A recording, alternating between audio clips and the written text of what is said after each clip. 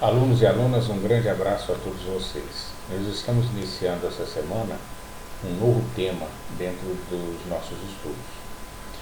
Voltamos aqui à história do Brasil, mais especificamente lá pelo século XVII, século XVIII, né, onde a gente vai ter um estudo do chamado ciclo do ouro, a idade do ouro no Brasil.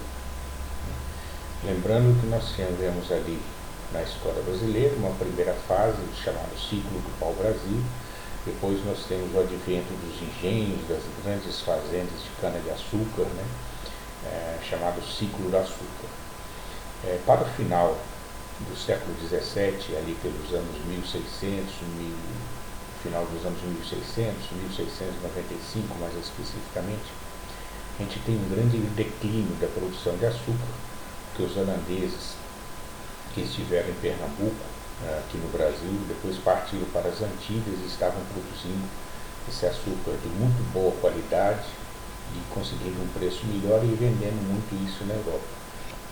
E Portugal sentindo muito essa queda no seu comércio do açúcar, que era um grande alavanca para a produção comercial dos portugueses até então. Era um grande trunfo como mercadoria, com venda, como comércio, o açúcar. Então, para os anos, final ali dos anos 1600, há esse declínio muito grande da produção de açúcar. Só que para o início ali dos anos 1700, são descobertas diversas jazidas de ouro pelo interior do Brasil, principalmente em Minas Gerais, que é o grande centro da extração do ouro durante o século XVIII. Depois também em Goiás, uma pequena parte no Mato Grosso, mas principalmente Minas Gerais, hoje naquelas cidades atuais ali, Mariana, São João del Rei, Ouro Preto, né, Tiradentes, né, aquelas cidades foram praticamente, entre aspas, criadas nesse período do ouro aqui no Brasil, da extração do ouro. A gente tem, para vocês entenderem, ali pelos anos 1600, uma grande interiorização do Brasil, muitas vezes patrocinadas pelos portugueses, pela oligarquia, pelo governo português. Né?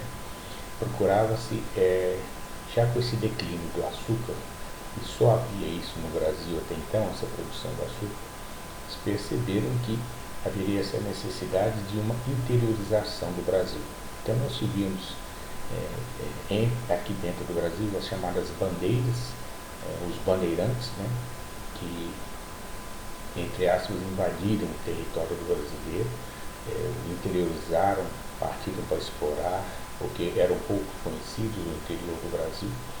Nós tínhamos as bandeiras e as entradas.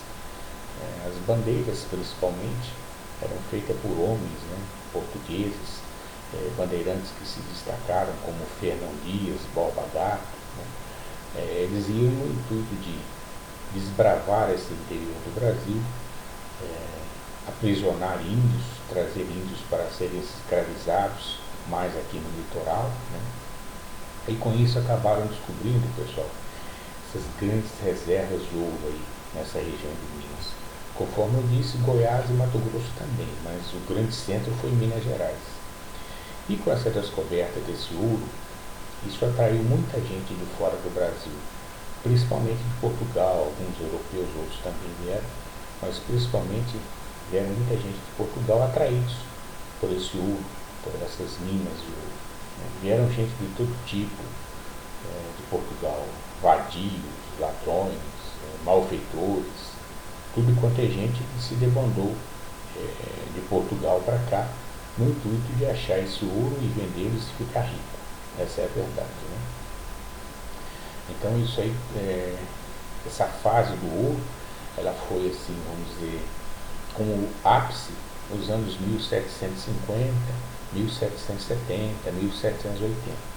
Foi a fase de uma extração de ouro aqui no território brasileiro enorme. Logicamente, ao final dos anos 1700, de tanta exploração, esse ciclo do ouro ele cai, porque as jazidas já quase não tem mais, e o acesso a elas é muito mais dificultoso, né? Não ficam mais, entre aspas, na flor da terra, são cada vez mais difíceis de se encontrar. Então, a gente pode chamar de ciclo, né? Porque tem um início, ali pelos inícios dos anos 1700, tem o ápice, 1700, 1750, 1780, e depois tem esse declínio forte, porque o ouro acaba se esgotando, né, ao final dos anos 1700. Isso mudou muito a sociedade na época, principalmente em Minas Gerais. A gente teve ali os primeiros passos das cidades que hoje a gente existe, ali que a gente já citou, São João del Rei, Ouro Preto, Mariana, Tiradentes, né? Cidades históricas mineiras que se criaram em torno desse ciclo do ouro, né? Muita gente veio para cá, muita gente fundou casas, fundou a sua moradia ali naquela região, né? A população mineira, a população brasileira naquele período aumentou consideravelmente por conta desse ciclo de ouro. E tivemos uma sociedade ali formada naquele período.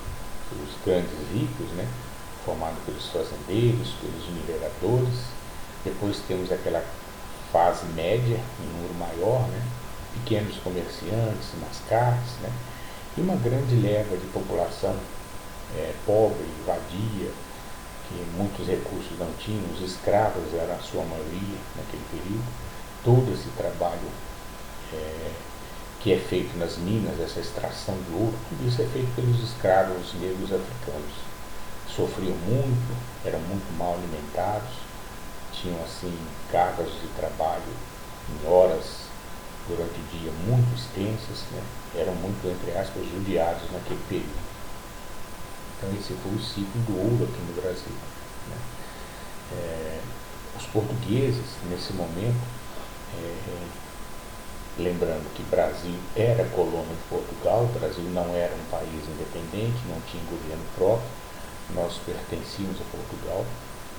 Então os portugueses detinham o monopólio do comércio do ouro, né? E aplicavam impostos altíssimos.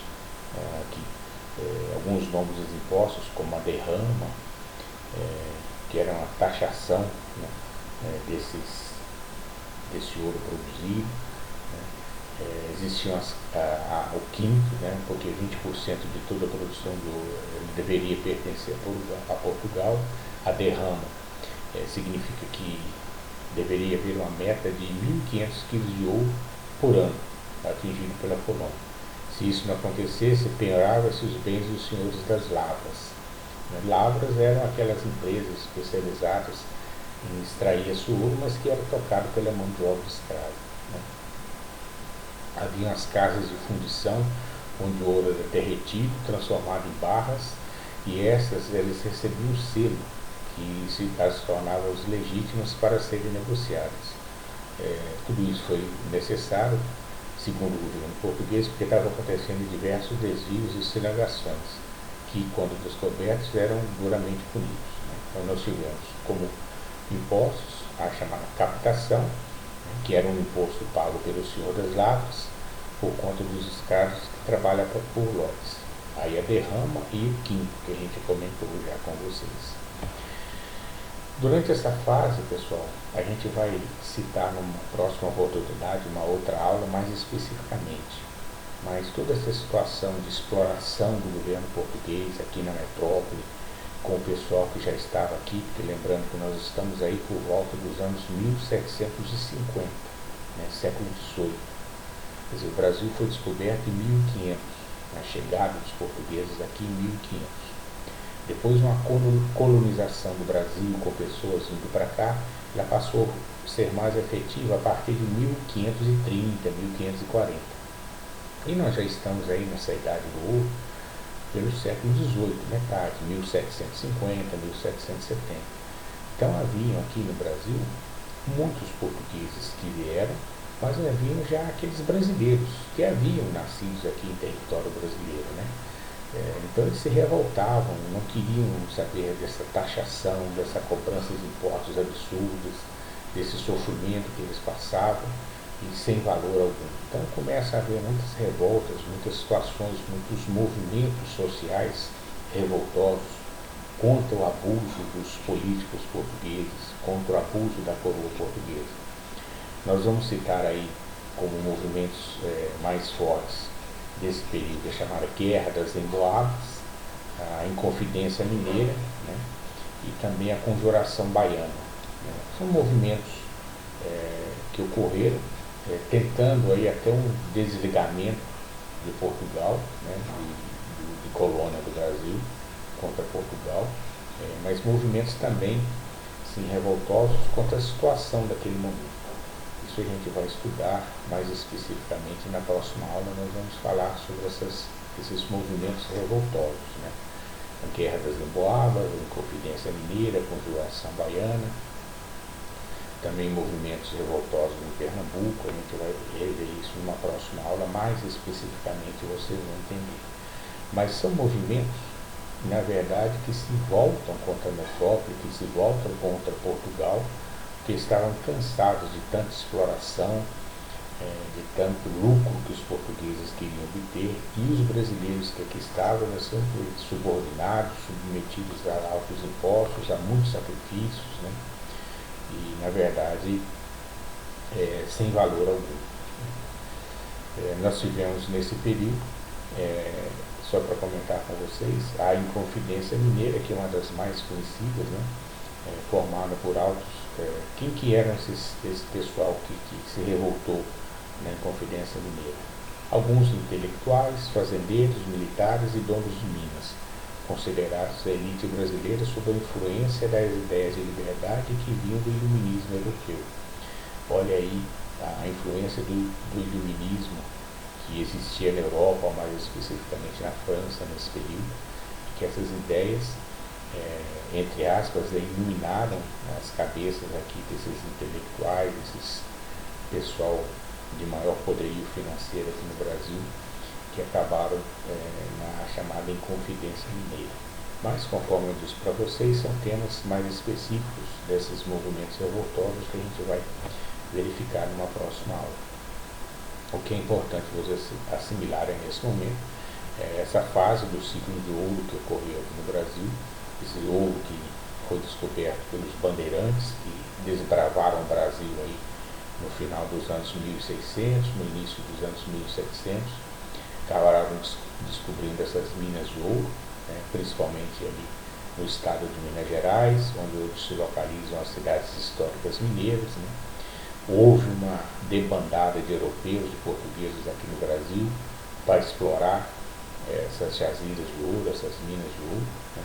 Tudo isso desencadeou em situações, um crescimento exagerado da população, mas com uma desigualdade social muito grande naquele período, né, como a gente tem até hoje, aí, mas naquele período era muito mais gritante, né, poder financeiro na mão aí de políticos portugueses e homens de Portugal que estavam, né, e uma grande maioria de pobres, de miseráveis, né, de escravos que trabalhavam incessantemente para a exploração desse ouro e para o enriquecimento dos portugueses. É isso?